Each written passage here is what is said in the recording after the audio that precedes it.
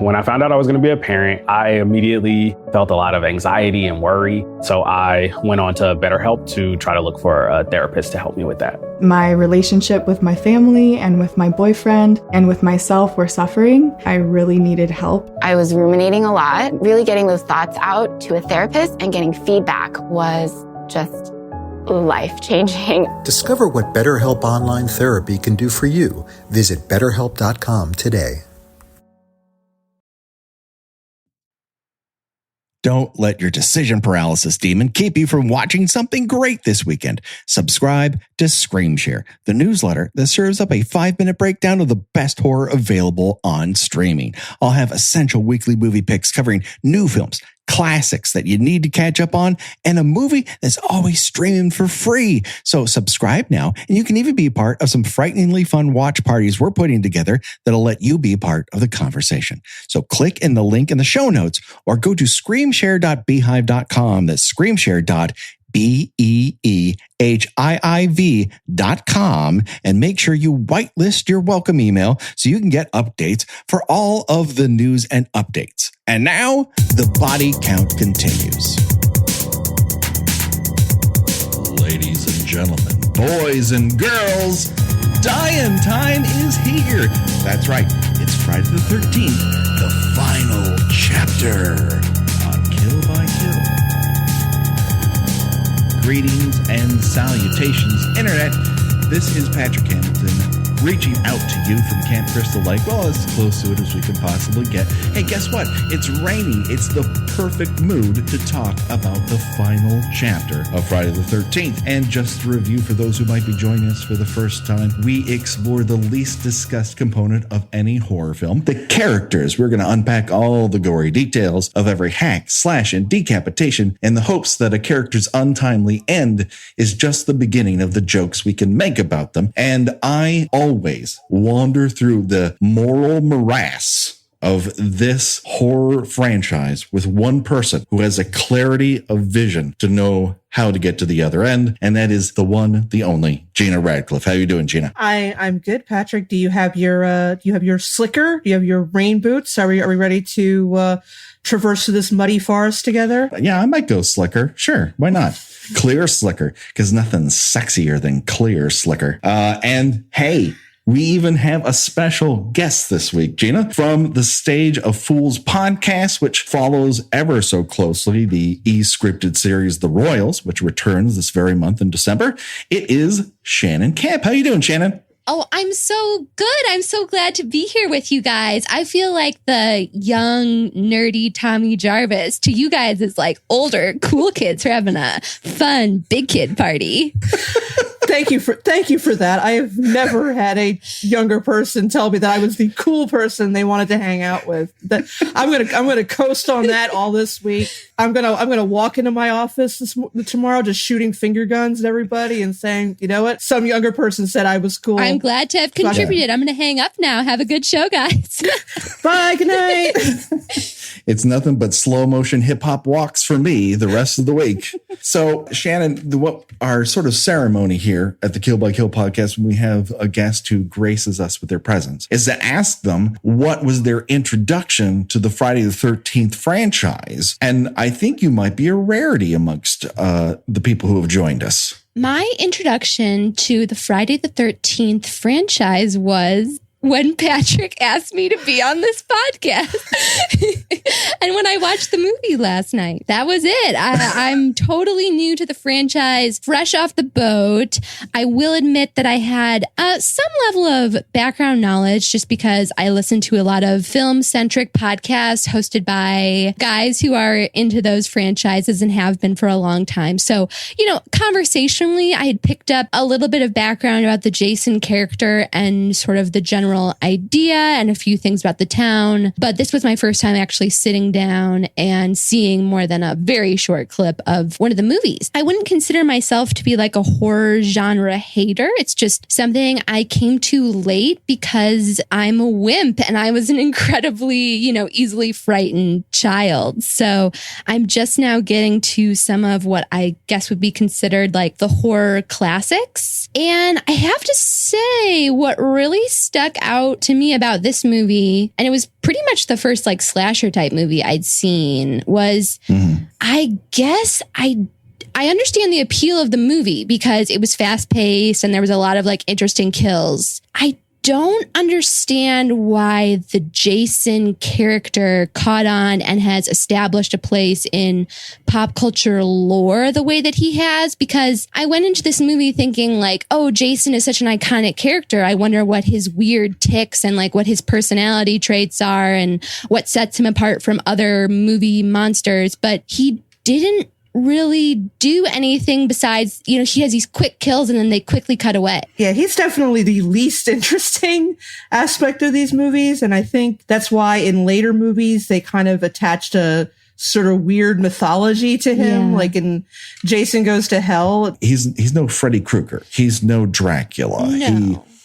I mean, I get that. I think for me personally, I might want to check out one of the Nightmare on Elm Street movies because it seems like Freddy is more of a monster that I would be interested in perhaps. But I get that Jason is sort of like a zombie and obviously there's a certain fear attached to zombies. So that makes total sense to me. It just, not to skip ahead too much because I want to focus on our kills. But then when he has like a moment that's about his mother or his childhood or something, I'm just not particularly scared or affected because I didn't necessarily see where that was coming from. But again, this is all immaterial. I still found the movie very entertaining just because it's so like bam, bam, bam. Like this one moves at a pretty steady click. Yeah. That's for sure. It does, but it's interesting that there's a pretty long stretch of time between the first set of kills and then the second set of kills, because they actually do take some level of time developing the 37 or so characters in this Seriously. And they all look alike because it's the 80s, so everyone is so white. Like, I think half the movie was spent arguing with the person I was watching with over like, wait, which one is Tommy's sister? That's Terry. No, that's Sarah. I think that's Tina. Tammy. Yeah, you can't. The only way you can tell people apart is the volume of their voluminous hair. It's nuts. Let's get to this so that everyone might be caught up. We have already dispatched 3 people who were never meant to be in this film for very long. One of them in particular, I think the world's better off because he's gone. But now is when we meet everyone else in the movie, and let's review them very quickly. First off, we have Tommy, and Tommy is a Sid and Marty Krofft puppet who's been granted life. Next, we have Tommy's sister, Trish, whose hair is bouncy and full of life, unlike her performance. And then there's Tommy and Trish's mom, who's named Mrs. Jarvis. She's not given a first name. Yeah, you want to know how bad sexism was in the 1980s? A major character in this movie is not given a first fucking name. Major character. Well, I mean, the interesting thing that could be said about Mrs. Jarvis is that she has settled down in a new life post-divorce with her children, a mere mile or so from where a gruesome mass murder took place. And as best as I can recall, it's never mentioned. They don't. She reads a newspaper about it. Yes, she does. It's on the front page of the newspaper. She seems fairly unruffled by this. It just seems like one day after the other is another massacre, because let's keep this in mind. This chronologically in the insane sort of timeline of this movie takes place only a day or so after the events of part 3, which takes place only a day or so after the events of part 2, which at least took place 5 years after part 1. So yeah, there's been around 30 plus bodies that have shown up in this little town that you just like, well, I've separated from my husband. I need to find myself. Where have there been a lot of murders? Let's head there. Is it isolated? I'd like to find an isolated place that's seen a lot of murder lately. Yeah, with her son, who is obsessed with horror movies and horror movie imagery. But, she's fine with that. That's nothing wrong. She's more focused on the fact that her ex-husband may have asked about her the last time he talked to the kids. But yeah, other than that, no, this is fine. This is good. We're perfectly safe here. You guys have both watched Stranger Things, right? Yeah. Yes. Well, no spoilers if anyone who's listening hasn't yet watched the series. First of all, what are you doing with your life? But second of all, exactly. I'll humor you. I'll baby you this once. To me, the Mrs. Jarvis character really threw into sharp relief Mike and Nancy's mom, Karen Wheeler. She's like the classic 1980s mom on that show. She's got the same big feathered hair as Mrs. Jarvis. But when kids start missing in the town, she's like, all right, you two aren't allowed to leave the house. And she kind of bucks every 80s horror movie mom trend. I thought that was really interesting. When I was watching Mrs. Jarvis, I could not stop thinking of like, well, that's the opposite of what Karen would do. I just liked that about Stranger Things. They made her a little less stupid than some of these women. They made everyone a little less stupid. I think that's probably one of the best things about it is while people still make mistakes, they don't necessarily make them out of stupidity. They just, since we see everything and they don't, they make those decisions. Whereas people in this film make some incomprehensible moves, but we will get to them. True. Now, those are the people who are in towners. Let's move on to our out of towners. We're only a third of the way through this fucking list. We have Samantha, who's a brunette. And then we have her boyfriend, Paul, who's tall, dark, and breathes oxygen. He's like, Paul is the sports bro, and there's Douglas. Is that the other bro's name? Doug. Yeah. Doug is surfer bro. So you have like the two different flavors, but both very bro. Doug is a man who's so beautiful, he's approaching the uncanny valley. Yeah, he looks like one of the boys from the Brady Bunch mashed with Gregory Peck and a Ken doll. I think Ken doll is a very good explanation of his looks for those who have not caught his vision. And then we have Sarah, who is a young girl who's confronting her blossoming sexuality by accusing her friend of being a slut in casual conversation. Yeah, there's two virgin storylines going on in this movie. We've got Sarah's virginity and we've got Jimmy's virginity. Neither of them are interested in losing it with each other, but they're going to lose it at some point on this camping trip. Well, I can't imagine a more awkward sexual encounter than Sarah and Jimmy having sex. That's a lot of elbows in the mix. There's a lot of shaming all around because if you're not having sex, you're being shamed. And if you are having sex, you're being shamed. Yeah. And speaking of slut shaming, you've got from literally appearing out of nowhere are Terry and Tina. They are identical twins and they are DTF, man. I mean, well, I should say Tina is, Terry not so much. Yeah.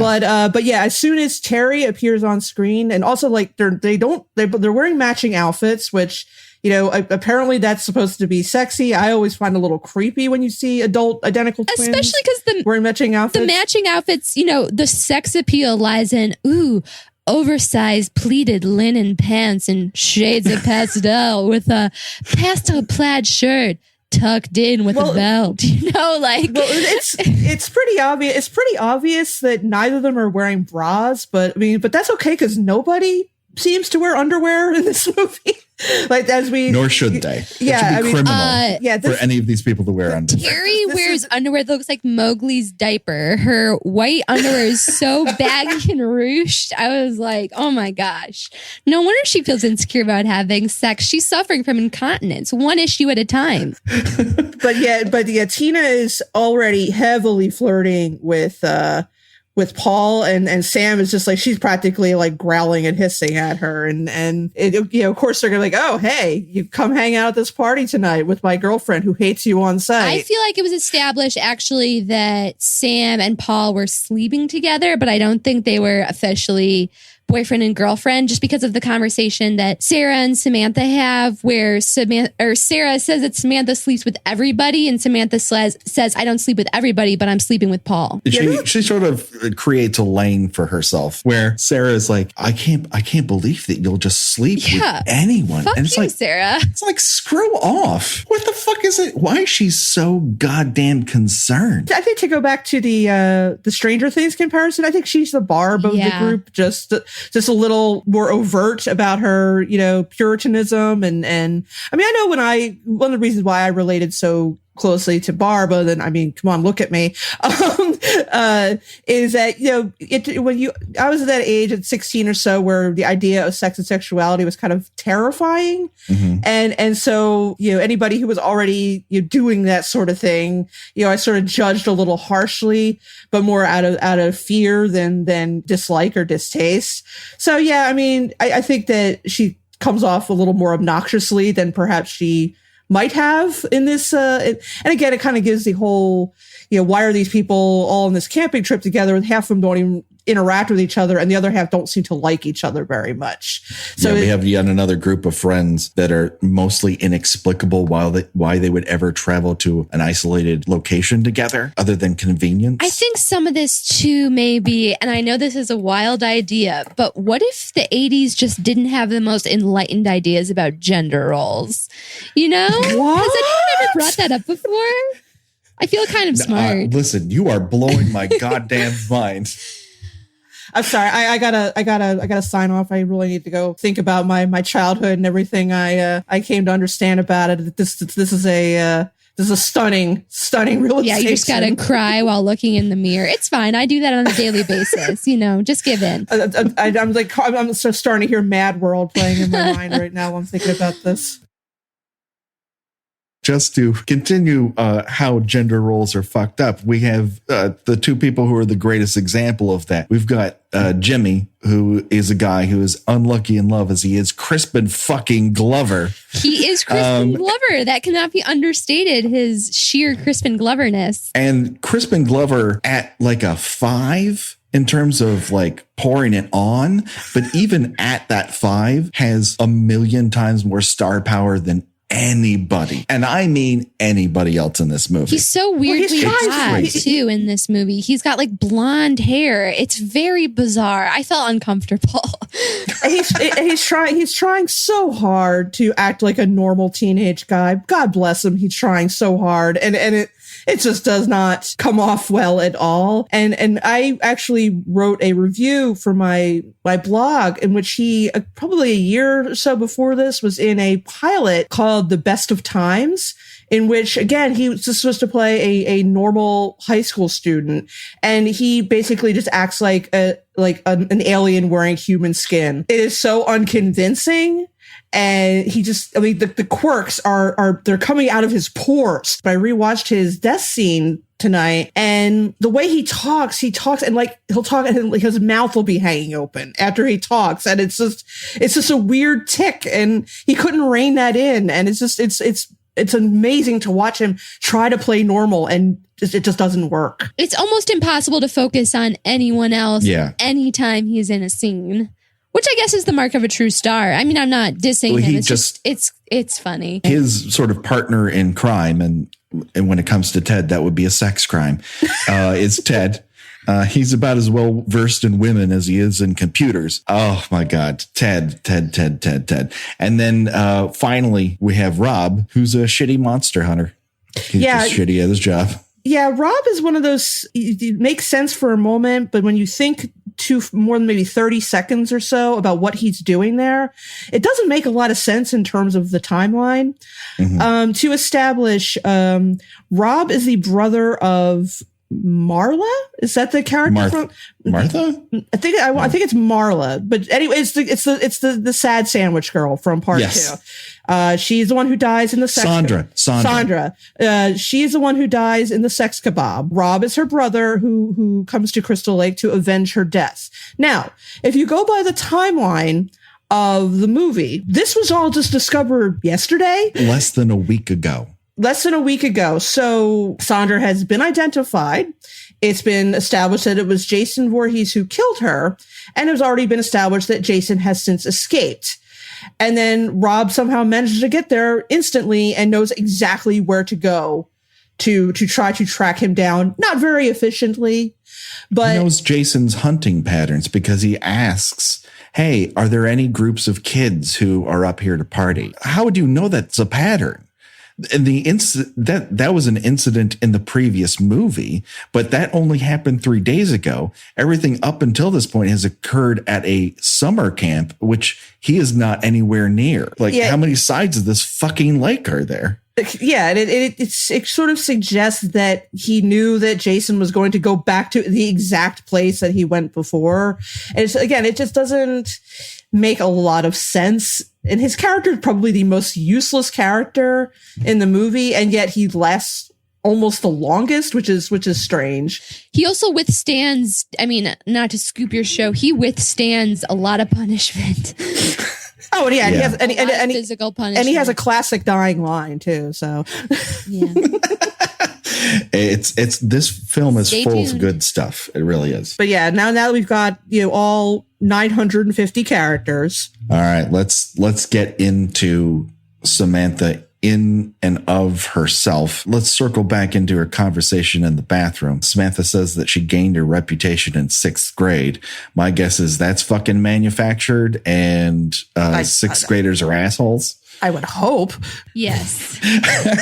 I mean, that's right before, for some, that is middle school, and there is nothing worse than middle school children. I can't even talk about like children engaging in that. I will not. I hope it's a rumor, but you never know. Yeah. Well, when it comes to that age, like the rumor that you're somehow promiscuous can be anything from liking a boy to acknowledging boy's existence. So who even fucking knows? Or just developing breasts. Yeah. That's a real slight against a person's moral code for reasons I can't even begin to understand. But yes, that strangely strikes home, and I'm ashamed to admit that. Yeah. Samantha is in a relationship-ish sort of thing with Paul. And so here's where I'm going to ask for your advice, Gina and Shannon. Have you ever been involved with someone who habitually wears a hat? That was not the question I thought you were going to ask. Woo! Wipes beads of sweat off forehead. Okay, no, but something even potentially worse. I had a boyfriend who shall remain unnamed who had a vest that he was just like super into. He thought he looked so cool in his vest, and he would wear it like every time we went out. Oh. It was a lot to handle. Yeah, no, I never dated a hat guy. I did date a guy who was very proud of the free t-shirt he got from sending in 25 Hershey coupons. And it was just like the Hershey bar logo. And every time I saw him, he wore this fucking t-shirt. This was just his free t-shirt. He was incredibly proud of this. I guess it showed a certain affinity for thriftiness on his part. Or nothing sexier. or just a great love of Hershey bars. So right, that's a top 10 sexy level there. I appreciate a corporate chocolate product. Yeah. Oh my God, that fucking hat. I can't even begin, because this is where I get a little bit of a flashback. This is an admittance of my stupidity as a teenager. At one point, I received a free Domino's Pizza painter's hat and proceeded to wear it the entire summer. And I look back at this and think, why was I so stupid? And then I remember, I'm just as stupid now. I just have a wife who would tell me to knock that the fuck off. Yeah, I'll go on record as saying dudes love free shit, even if it's branded. Like, I see guys carrying around, Budweiser backpacks, and my dad owns a bar, so he gets all sorts of free stuff. And, that's his wardrobe now, his t-shirts that he got for free. He loves it. He's living his dreams. He might be living my dream. I don't want to make maybe not generalization about men in general, but I'll say dads. Love free stuff. Well, the funny thing is that like later in this awkward party that we're going to get to, Jimmy he starts wearing the hat and I feel it's a sort of a, look at me, I'm the captain now kind of gesture. He also skews it to the side and imitates the Three Stooges, and still a woman kisses him. And I find that might as well be science fiction. A spaceship might as well land in this movie at that point. Samantha is like, kiss me. And he goes, certainly, and like turns his hat to the side and kisses her. It's are we in another movie moment? But he's probably got it down to a science because he has the hat on all the time. He's kissing babes all the time. Yeah. That brim's getting in the way. He's got to have a quick maneuver, that leaves him ready to spring into action.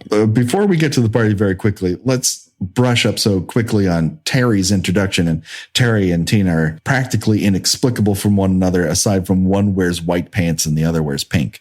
But let's just say for the record that as the entire group goes off to an element of the shore there, Crystal Lake, these two ride in as if a Benny Hill sketch was filming just over the horizon. And as soon as they arrive, the sex element gets pushed up to 11.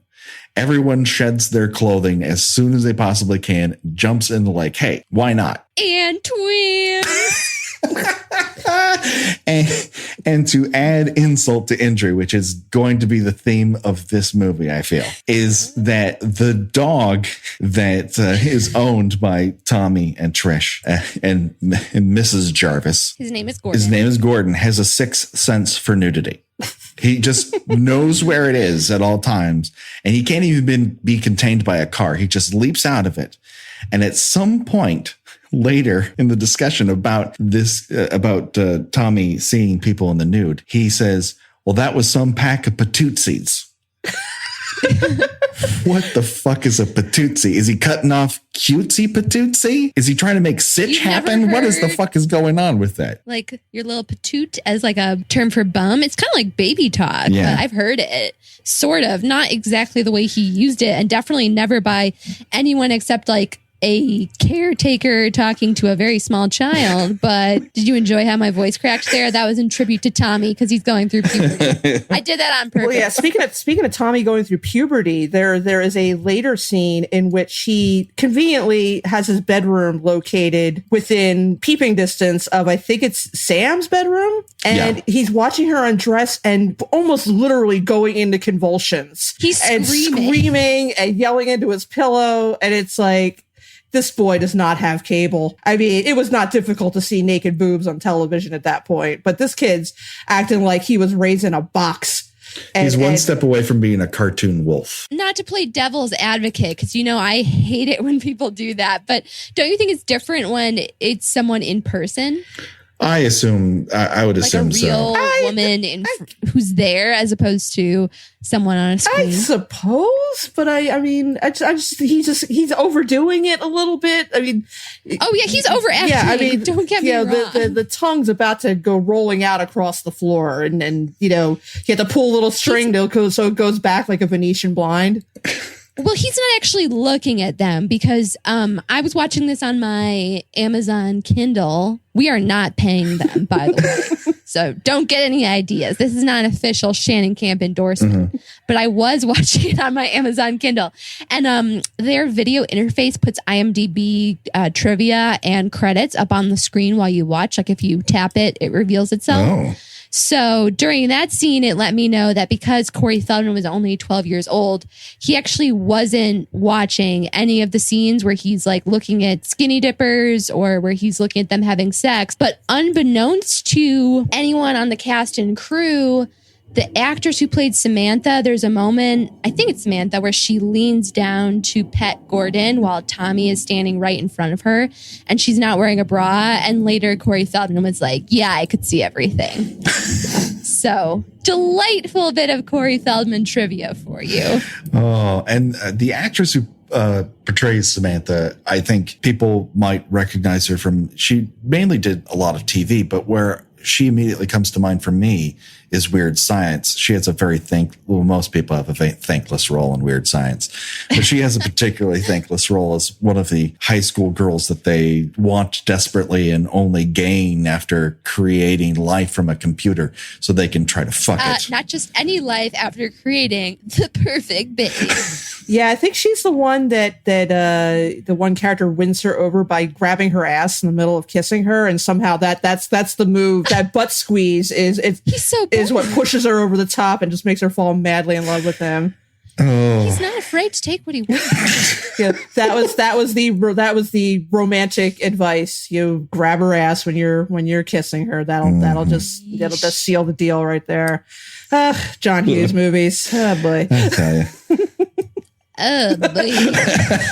Hey, okay, moving right along. Kill. Break.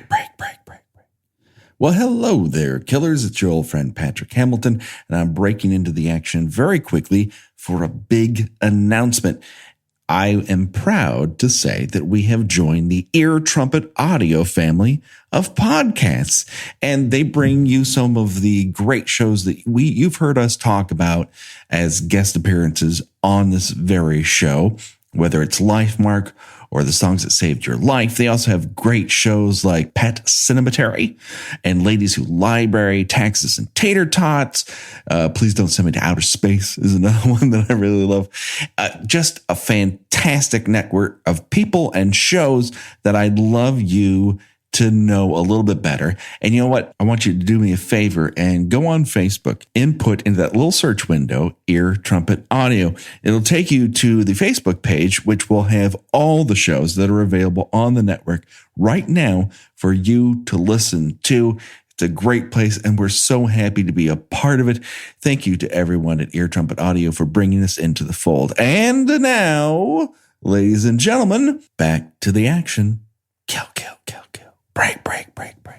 Let's shuffle off to Buffalo, and I guess we kind of have to get to listen. We could talk about Samantha's motivations all day long, but to be honest with you, she's not around for very much longer, and her and Paul are sort of tied in terms of how they die and what leads up to it, which is, all right, I'll just say this out loud and you guys tell me if I'm wrong. Are Terry and Tina actually in a different movie where a pair of British twins seduce people and kill them after the fact, and they're only cut off from that plot by Jason Voorhees? What makes you say British? They're British. They did a good American accent. I wouldn't have known. Yeah. I've seen them, I guess, after the fact more times than in this particular movie. So they always read British to me. But I would not have known. But I was watching this with subtitles on because I was having trouble hearing at times. So who knows? I sort of feel like Tina is not a Mary Sue, but kind of like what young men wish that, young women they just happen to meet out in the middle of nowhere were like. She is a little implausibly aggressive about, she's boning someone at that party. Yes. First like it's on a dare. Yeah. First she flirts with Paul. He's into it for a little while, and then he sees that he's pissing Samantha off. So, no more of that shit. And then I guess it's Jimmy. Then she moves right on to Jimmy.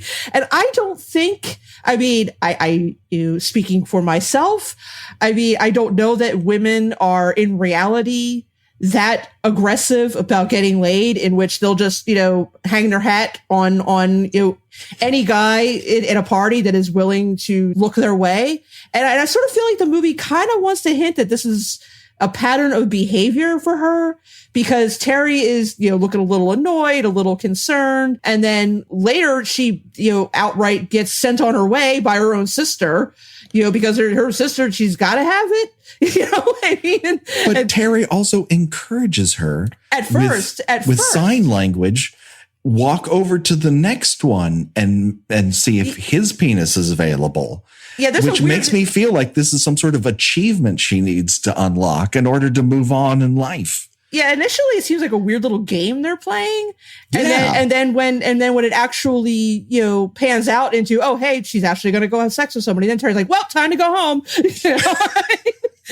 It's like competitive cock blocking or something. And they're like, you get them right up until the point you're going to have sex. Then I'm going to sweep in and we'll go home and laugh all the way. Which if that's their game, that's their biz. Cock blocking. You drag it out for as long as possible. Yeah, so it's more sensual. Yeah, I feel like that, if it had gone on any longer, like if Tina had actually left, it would have been like, well, you weren't supposed to actually have sex with them. We were just supposed to see if you could. So there's this odd sort of trying to win over Paul by dancing to weird ass fucking music, and they're all doing this super formal slow dance. Yeah, and it's like my hand goes in your hand and my hand goes on your shoulder, and then you put your hand on my. And it's let's do a box step. It's not like party slow dance. Well, eventually, at one point, Tina and Paul are doing, like proper embracing slow dancing, but Jimmy is basically waltzing. Yeah, and they're playing He's like keeping this weird, Jesus in between there. Yeah, they're playing this weird like 1940s grandma music, which is it's a party even though it has about 9 people, and it's a makeout party, which is a little weird because like Doug and Paul and all of them are like 27, 28. They're a little old to just be hanging out with their friends, just kind of, making out and pawing at each other and, having a little weird relationship drama going on. The whole tone of it is very weird and uncomfortable. And I don't imagine it was intentional, but if they really wanted a realistic party, they got it. Because, it's very disappointing, like most parties. Yeah, it's 9, 10, a dozen people, mostly sitting around, while waiting for the couple who is clearly into each other, just go upstairs and pretend nobody knows what they're going to be doing. Yeah, I had a lot of secondhand social anxiety during this part of the movie. Oh, yeah. Yeah, awkward in almost every sense of the word. Just using competitive beer slamming as a way to seduce people, which maybe that's just me. I don't find that sexy. That weird ass pop metal song that they play, which is called Love is a Lie by the band Lion. No way, not too weird. The lyrics to this fucking thing are insane. Very, very, very quickly. Light is on your side. Now there's no place to hide. The fantasy inside to you is just another game. So basically, this is a big, this guy is saying, you just want to sleep with me and walk away. Is that a genre of hair metal that I am unaware of? I've never heard of this before. Well, the funny thing is, of course, as you probably know, the song that Crispin Glover dances, I put that in air quotes too, is actually what he was dancing to was Back in Black. But of course they couldn't afford the musical rights to that. But I'm that trying makes so much more sense. I was trying to imagine Back in Black while the scene, and it still doesn't make any sense to me. I can imagine. You got to imagine on each of those, like, bum, bum, like he's like hitting every beat with his body, like emphasis. You can't see it, but I'm doing wild, like Fosse arms and jazz hands right now.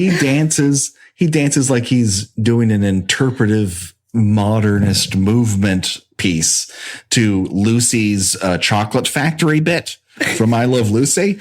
He's just constantly assembling things, putting them in his mouth. It's too much. He's spitting them out. He's putting them back on the conveyor belt. Oh my God. Now here's a question. Now, Shannon, you probably have, if you're not a horror movie fan, you've probably not seen this movie. So Patrick, I pose the question to you. Yes. What is the better early horror movie dance scene?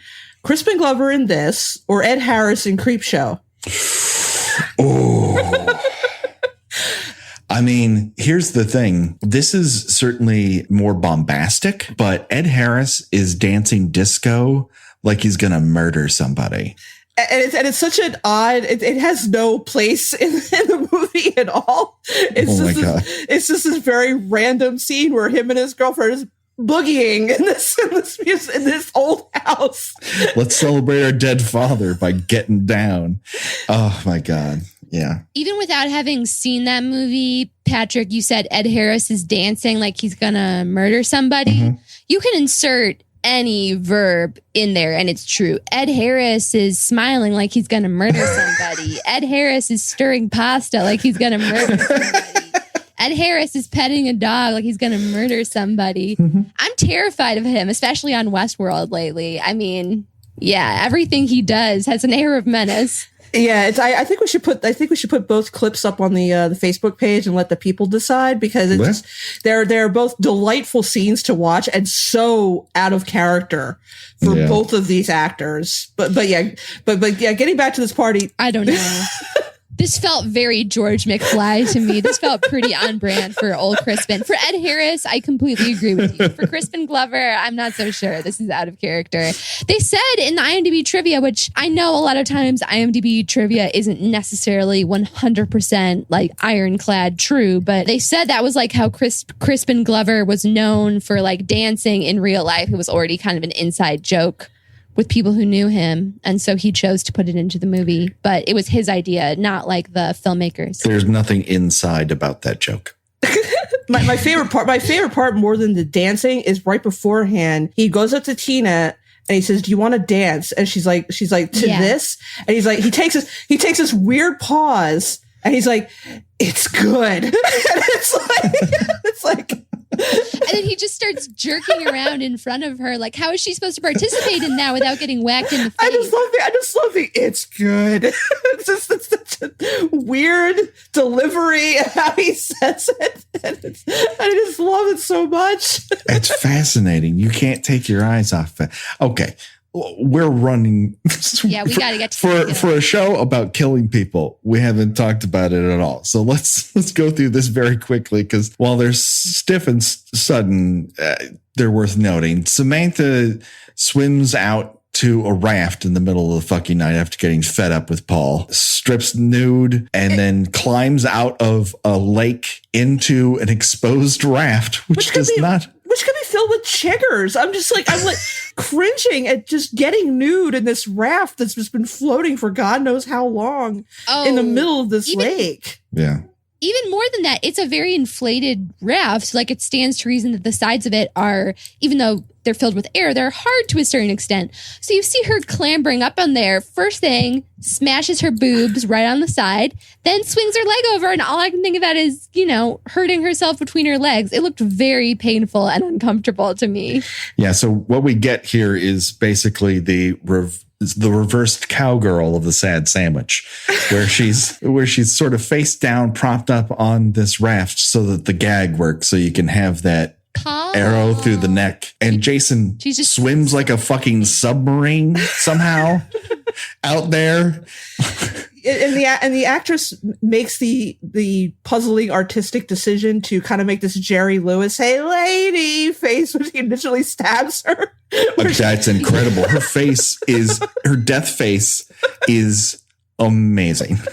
Just to be clear, he stabs her up from underneath through the raft, through the belly, and then through the back. And sort of but they cut away so fast. It's like stab and then gone. Yeah, there's a lot of MPAA problems with this movie, so that's why it's so jarring. I was expecting this movie to be super gory, but they showed a lot of nudity, but the gore and blood, I was like, oh, I'm not scared at all.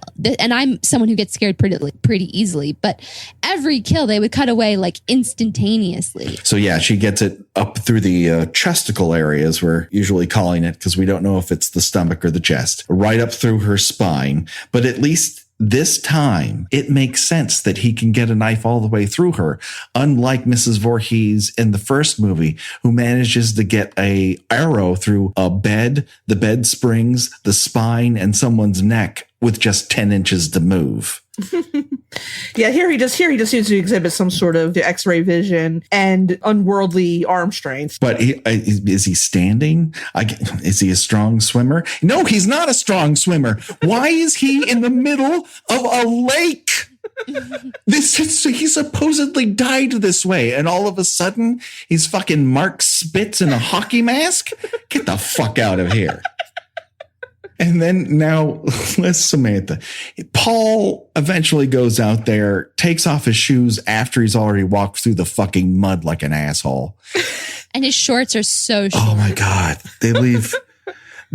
I don't have any imagination left because it leaves nothing to it. And then he wades out there and we get to see every stroke of this swim, as if a Paramount executive was like, they won't believe he can swim unless you show the entire journey from shore to that raft. Notices that Sam is at least injured, but immediately goes, fuck this. Doesn't even think I need to help this person. Yeah, he immediately swims away from the raft and then just doesn't even like try to pull it behind him or anything like that. Just like knife wounds are catching or something. Yeah, just screams and swims away. Gets all the way to the dock where he's met by Jason, who's lurking underneath. Now he's a fucking Mario villain. He's underneath something and it pops up. And he gets a spear gun, which I assume is the same spear gun from the previous movie.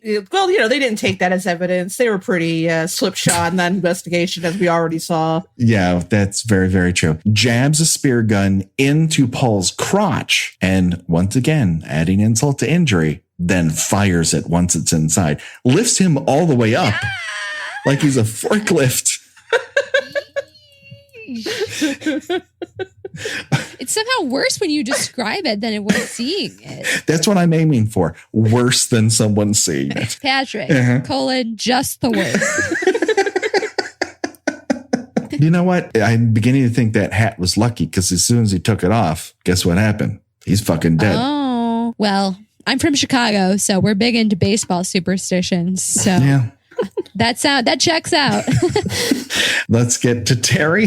Oh my God, this is the fastest we've ever gone through deaths. Terry gets fed up that Tina's actually having sex with somebody after encouraging her to do it, puts on a clear slicker, which is as flattering as every other element of her outfit. And as she's about to get on her bike to go to wherever these two come from, we don't get to see what happens. We get to see the shadow of it. She's speared through the back with what might be a giant spear or what might be a pitchfork, depending on who you believe. And a very obvious mannequin is thrown at the side of the house. The dummy in The Fugitive is more realistic than this. And that was being flung off a fucking dam. So very quickly, let's play everyone's favorite game. Would you rather? It's choose your own death venture time. And Shannon, you're the guest here, so you get to go first. What way would you rather die? And you have to choose one. Would you rather be stabbed through the stomach, through your back, then up through your back, naked on a raft, hoisted by your crotch by a spear gun, or stabbed through the back with a spear or pitchfork, and then have your lifeless dummy pinned to a house? I've given this some thought already, and I have to say I would go with the third option, being impaled and then having my lifeless body slammed against the wall of the house, because judging by the dummy in that second part, she's already dead after that first blow. So it seemed like the quickest death to me. I just wanted to be quick. That's really my only thing. I felt like the raft death was similar, but it seemed like a smaller blade, that it wasn't as brutal. So it seemed like it would take her longer to bleed out and die. And I definitely don't want to be hoisted by the crotch. No, thank you. I have a visceral displeasure reaction to that. I'm sitting here with my legs crossed. So I'm sticking with my answer. I would go the same way as Terry, now, for sure. Keep in mind, you're going to be found in that outfit. Better than being found naked or wearing Paul's short shorts. All right. Check and mate. All right. Gina Radcliffe, what do you got? I'm going to go with Terry as well, because I like to think that maybe she escaped while Jason was busy, dressing a dummy in her clothes and flinging it at the side of the house. I mean, I have no proof that she actually was killed. Oh, she does actually show up later, but I'm going to pretend that she scooted off on her little bicycle and has lived on to maybe start a pottery shop somewhere in the Cape May area of New Jersey, and thinks fondly of her sister, who was thrown out of a window at some point from time to time. But yeah, so I'm going to go with Terry. Okay, maybe she owns a candle shop in Ojai, that sort of life. Yeah, I think so. Crystal shop in Sedona, something like that. Very good. All right. Well, this is tough for me, but honestly, guys, I'm going with Samantha, and let me tell you why. The actress who... You're proud of your body? I'm proud of my body. I have no problem showing it. God gave it to me. It is my duty to present it to mere mortals in the hopes that they might achieve it. B, the actress who performed that particular role caught hypothermia from that particular endeavor because they filmed it in October or January. No one can quite tell, but it was cold as fuck up above Santa Barbara. And she was freezing to death the entire time that happened. Therefore, she barely felt anything. It was so cold. She was already dying, and Jason just finished her off before it happened. So I'm going to go with Samantha. I was reading about that on the old IMDb Tribune. They were saying that there was some really shady stuff going down with the stunts. Like they were not letting the actress who plays Samantha get out of the water in between takes. And actually the actor who played Jason, I think, who was an experienced stuntman himself, was advocating for things like getting Douglas a slam pad for his death because they weren't going to give him anything. He was getting actually slammed against the wall. And he was trying to advocate for the actors throughout, but it didn't end up working out. And he felt very burned after the movie was completed by how badly the actors had been mistreated, which honestly seems to be kind of like an ongoing theme with horror movies. The directors think that they can treat the actors like garbage to get some sort of realistic, horrified expression from them. And as an actor myself, it's really uncool because these people are, professionals trying to do their jobs. And it's sad that they get subjected to that sort of mistreatment. Not to be too serious on a comedy podcast, but I feel like I have to throw that out there. It's like, it is a big deal when stuff like that happens. Yeah, I mean, I say you could blame that on William Friedkin and all the bullshit he pulled on the actors in The Exorcist. And I think that because the final results, for lack of a better phrase, looked really good, then and then more or less Kubrick with The Shining, like firing guns off. Yeah, they figured a lot of horror directors, Hitchcock, figured let's the actors will be so happy with the end result. Let's just put them through the ringer for the best possible effect here. And so that brings us to the end of yet another Kill by Kill. Sadly, hey Shannon, where can people find you to hear your voice more often? Well, if you'd like to cut yourself another slice of this nasal Chicago voice, then you can visit my website, Shannon-Camp. That's CAMPE.com. And not only do I have a directory of all my podcast guest appearances and a link to the site for Stage of Fools, my podcast with my co-host Zach Powers, I also have info about all the acting and writing endeavors that I'm working on up on the same site. So check it out. Excellent. Hey, Gina, where can people find you on the internet? I write about 70s and 80s television that no one else but me has ever thought about in a very long time at tuneintonight.wordpress.com. Excellent. Hey, folks, do you want to reach out to us and tell us something? You know that you can. There's a couple ways to do it.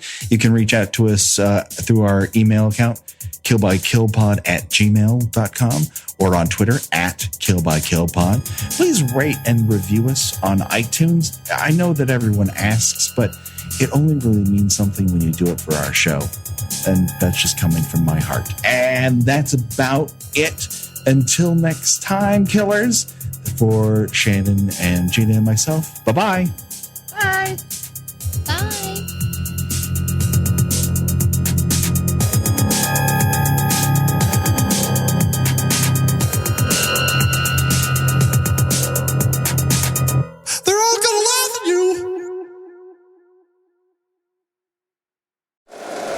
If you like the show, please take a moment to rate, review, and subscribe. It really does help the show to grow. Thank you for listening.